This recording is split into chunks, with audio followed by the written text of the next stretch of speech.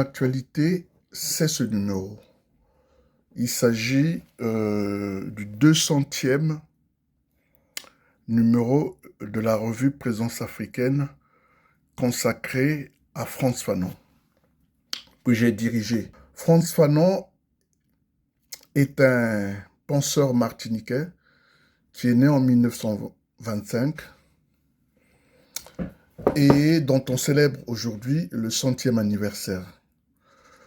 Or, il se trouve que j'ai été nommé il y a 2 mois rédacteur en chef de la revue Présence africaine. Donc j'ai pensé que l'inaugurer par un numéro consacré à la naissance d'un éminent penseur qui est Frantz Fanon était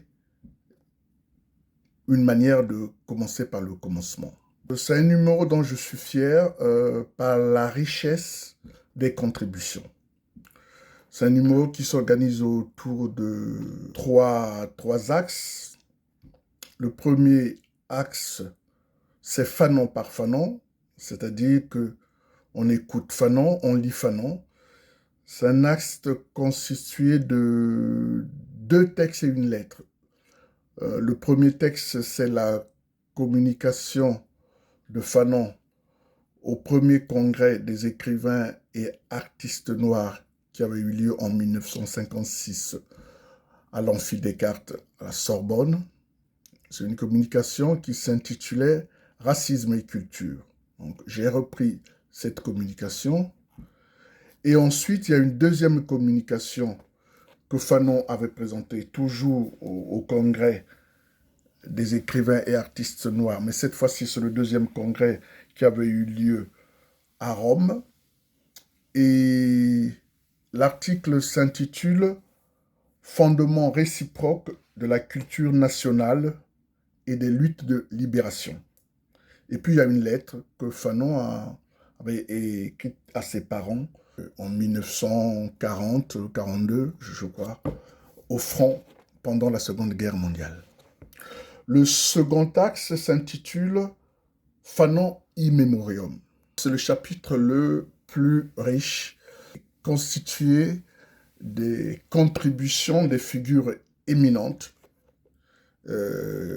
qui ont salué Fanon au moment de son décès en 1961.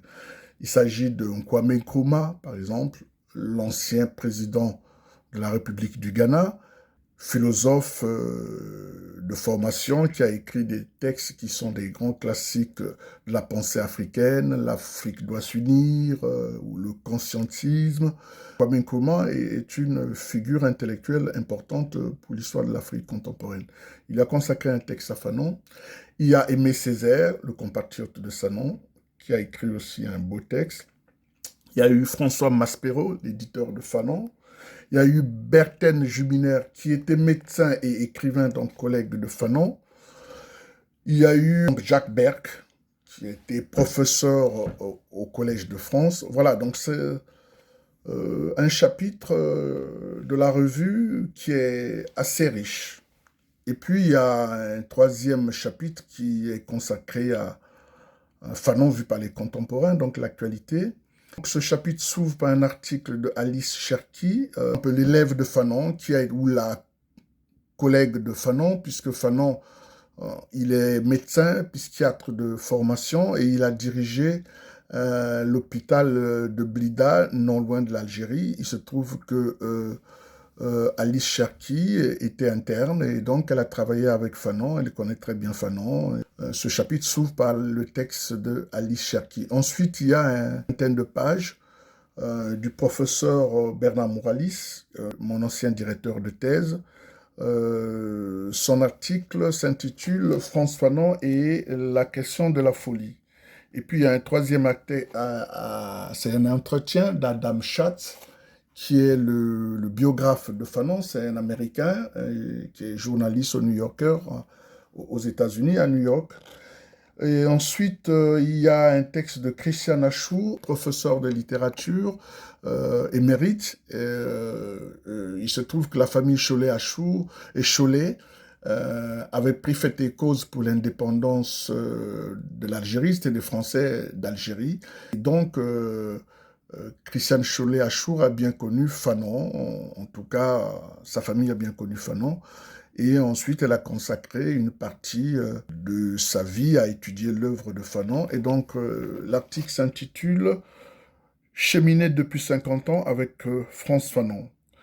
Et puis, il y a eu un entretien de Cynthia Fleury, une philosophe, psychanalyste, revient sur l'œuvre de Fanon dans un ouvrage très remarqué qui s'intitule « Sigil amer ». Et donc, on l'a interrogé justement dans ce numéro pour en savoir un peu plus dans sa relation avec Frantz Fanon. Ensuite, il y a un article de Sophie Bessis, une historienne franco-tunisienne qui a longtemps travaillé à Jeune Afrique. Récemment, a écrit un livre qui a fait un peu beaucoup de bruit, L'Occident et les autres, qui est très intéressant. Et puis un autre essai, La double impasse. Elle vient d'écrire un essai sur le mythe judéo-chrétien. Puis il y a le témoignage d'une philosophe, Selwa Lust Boulbina. Elle, plutôt, s'intéresse à l'épouse de Fanon, qui était une journaliste, Josie Fanon, et qui est décédée il y a quelques années, qui a accompagné Fanon, et il se trouve qu'elle a bien connu Josie Fanon, et donc elle revient sur justement l'itinéraire de cette femme remarquable.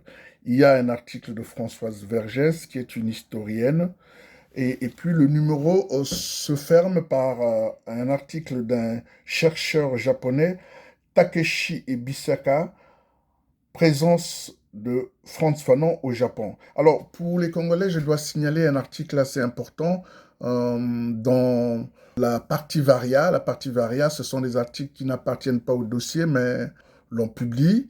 Et il se trouve que Marius Nguyen, qui est un écrivain et un sociologue, est revenu sur la vie et demi, sur la question de la violence, justement, dans l'œuvre de Sonia Boutancy, mais particulièrement sur la vie et demi.